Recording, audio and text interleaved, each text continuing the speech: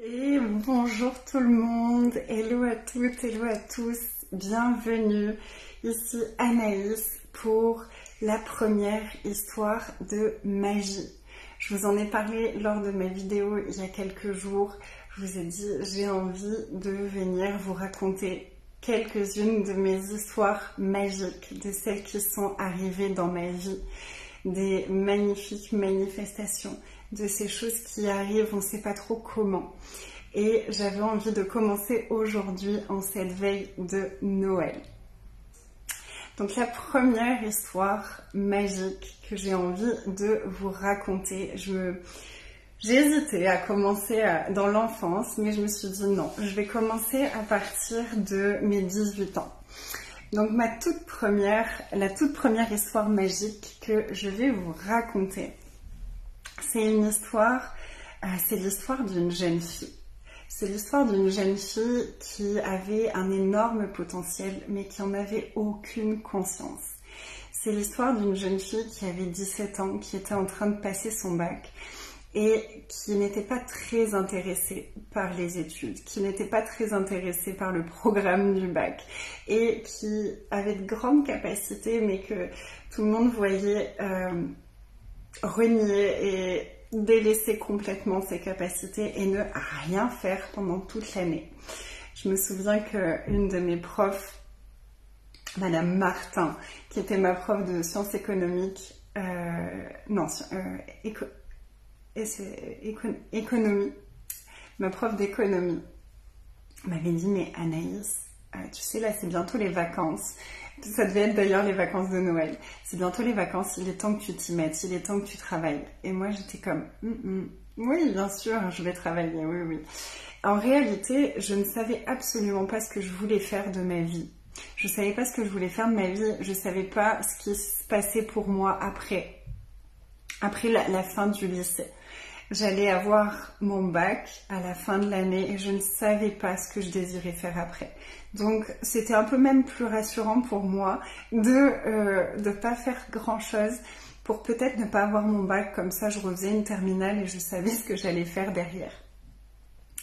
Et puis il s'est avéré que j'ai de très grandes capacités d'apprentissage et mon papa m'avait appris à écouter mon ressenti. Mon papa m'avait appris à poser des questions et à demander quels sont les sujets qui vont tomber pour le bac. Et donc, une semaine avant ce fameux bac, j'ai commencé à réviser. Et j'ai fait exactement ça. Pour chaque sujet, pour genre histoire, etc., maths, etc., j'ai regardé, ok, qu'est-ce que je dois réviser? Est-ce que je dois réviser ça? J'ai révisé ce que j'avais la conscience de réviser. Je suis arrivée au bac. J'ai passé les examens. Là, je me suis dit, c'est bon, c'est foutu, c'est la cata. J'ai rien compris parce que tout le monde, quand il sortait des examens, était là. Ah, moi j'ai répondu ça à tel endroit, moi j'ai répondu ça à tel endroit. Et moi, je ne me rappelais même plus d'avoir répondu à ces questions-là. J'étais comme... Ah, il y avait ça comme question, je sais plus, je sais pas ce que j'ai marqué, je sais plus ce que j'ai marqué. Donc tout le monde était persuadé que je n'aurais pas mon bac, y compris moi. Et là, surprise, Anaïs a son bac. Sans rattrapage, sans rien. Ok, et là on fait quoi? Et c'est là où, ça pourrait paraître déjà comme une première magie, mais pour moi ça c'était juste normal. Mais la magie, elle arrive ici, elle arrive que je me retrouve avec mon bac et puis je sais pas quoi faire, je sais pas ce que je veux faire de ma vie. Moi quand on me dit tu veux faire quoi maintenant parce que tu dois choisir maintenant ce que tu vas faire toute ta vie, ça m'angoisse de fou à ce moment-là.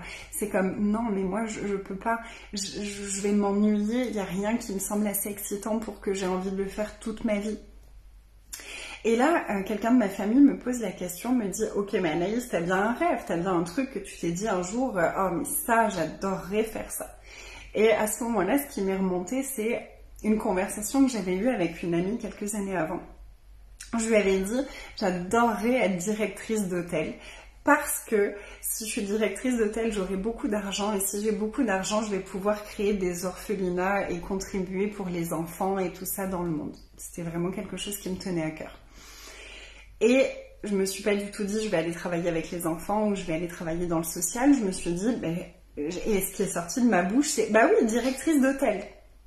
J'avais jamais mis les pieds dans un hôtel. C'était vraiment, je connaissais rien à ce monde-là. J'avais déjà mis un pied dans un hôtel, bien entendu, mais je connaissais vraiment rien à ce monde-là. Je connaissais rien au backstage de travailler dans un hôtel et encore moins d'être directrice d'hôtel. Il s'avérait que la personne qui m'a posé cette question avait un ami qui venait de terminer ses études en hôtellerie, en management hôtelier dans une école très réputée. Donc, il l'a appelé tout de suite, j'ai eu le contact, j'ai appelé l'école, ils avaient presque fini les recrutements, mais ils m'ont offert de venir faire un entretien. Je suis allée à Lyon pour passer l'entretien à l'Institut Paul Bocuse. Je suis arrivée là-bas en ne connaissant rien à rien de l'hôtellerie. La personne que j'avais eu au téléphone m'avait dit « Boss, tes fromages, les fromages à pâte molle et tout ça. » Je dis « c'est quoi ça? Je connais rien. » Je connaissais rien au vin, je connaissais rien à quoi que ce soit. Et j'arrive dans ce château, parce que l'école c'est un château à Écully. L'Institut Paul Bocuse, c'est un château. Et il est magnifique, il y a un grand parc, c'est absolument magnifique. Et j'arrive là-bas, je passe l'entretien.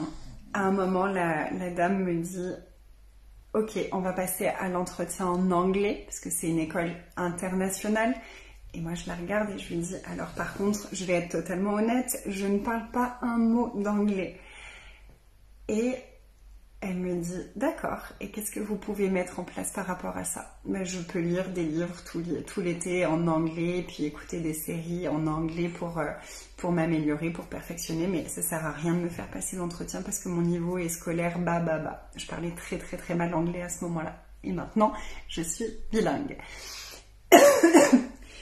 Et j'ai été prise. Donc en quelques semaines, je suis passée de la fille qui ne sait absolument pas ce qu'elle veut faire à je suis prise dans une école internationale de management hôtelier et de restauration.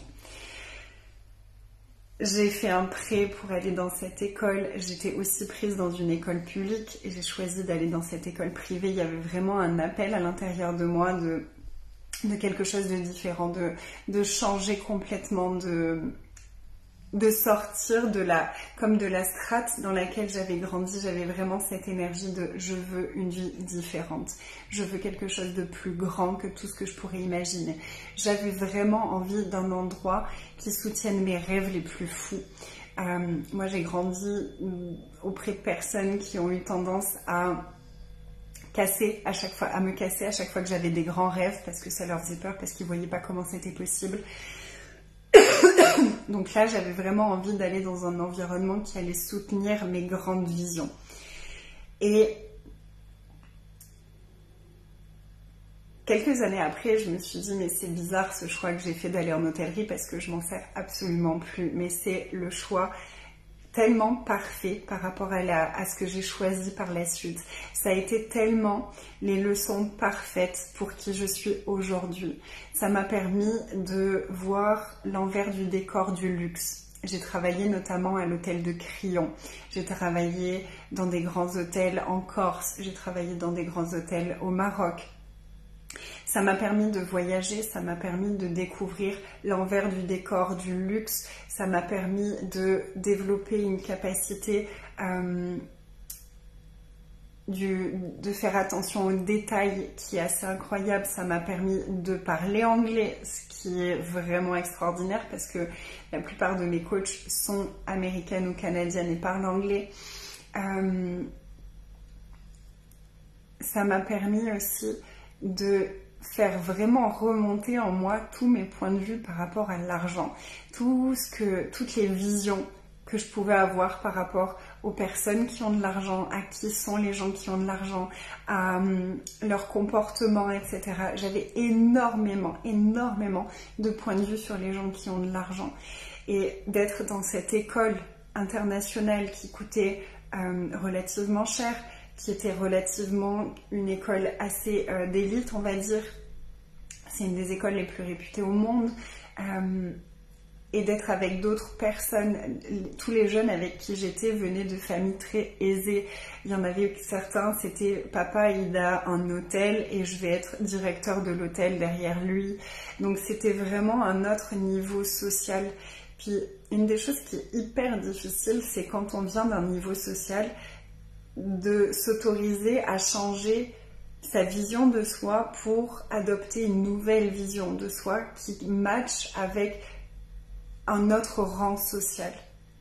Puis en France, c'est quelque chose qui est assez difficile, c'est assez compartimenté. Il y a vraiment ce truc de tu viens de la classe ouvrière, tu restes dans la classe ouvrière. C'est encore assez ancré au niveau de l'égrégore français.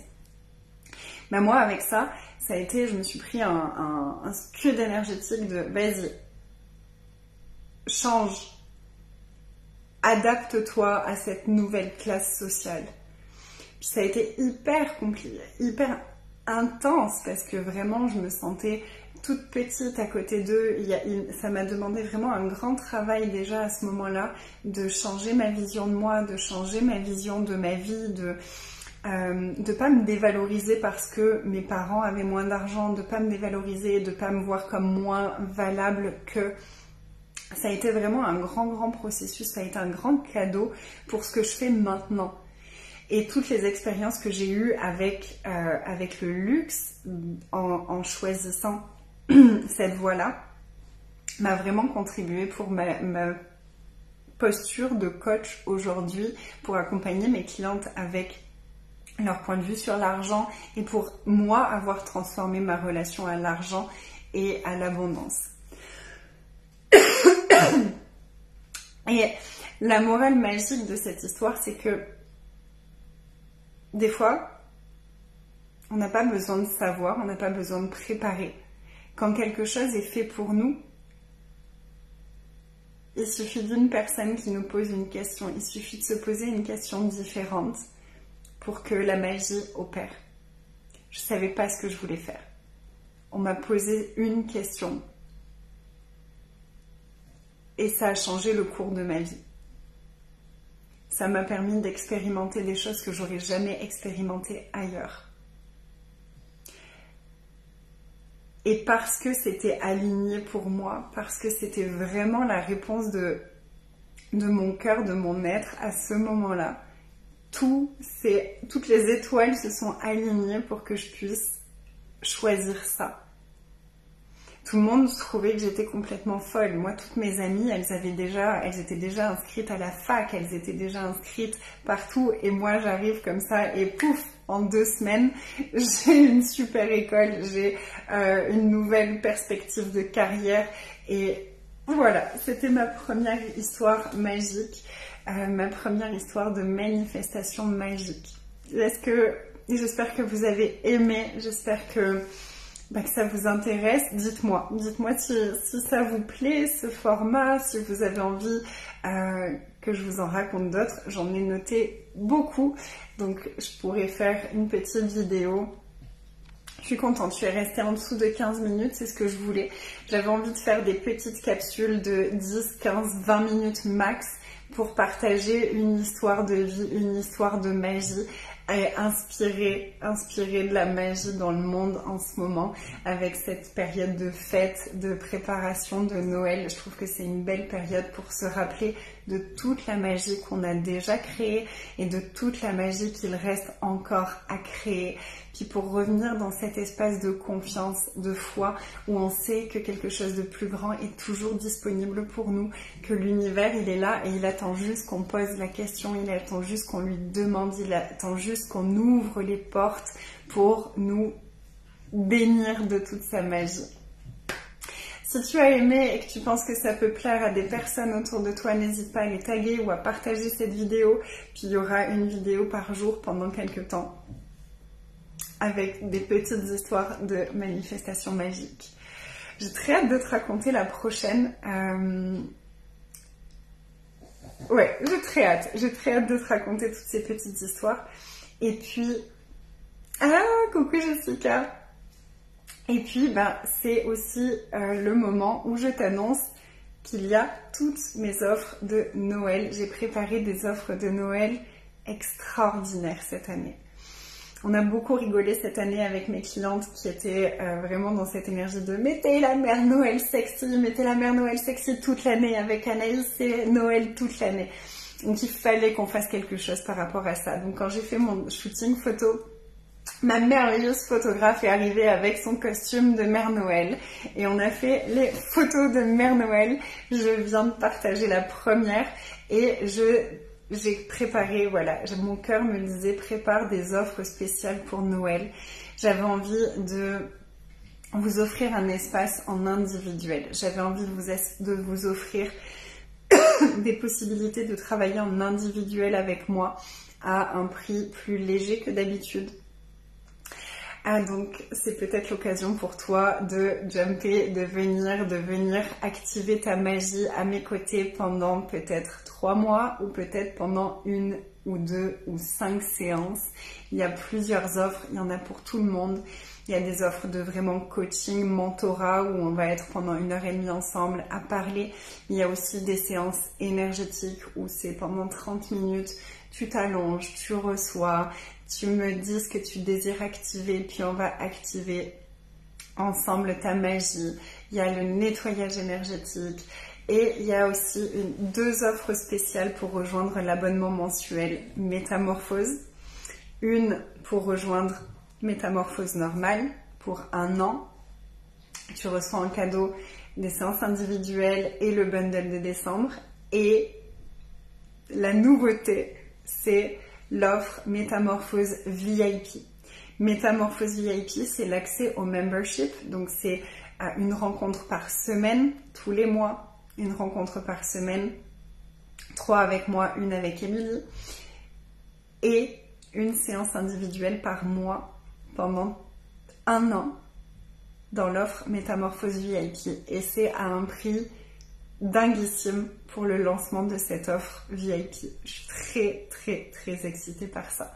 Qu'est-ce que ça créerait? T'imagines le soutien du groupe, toutes les conversations qu'on a chaque semaine. Là, au mois de janvier, on va aller connecter à ton savoir, on va aller connecter à ton intuition, à ta conscience, à ta guidance intérieure. Ça va être, le mois de janvier, il va être vraiment dédié à revenir à toi, à revenir à ta guidance, à faire confiance à ta guidance pour créer ta vie, pour créer ton entreprise vraiment à ta façon et de la façon qui soit la plus juste et la plus alignée pour toi, pour ton être, pour ton âme, pour ton essence.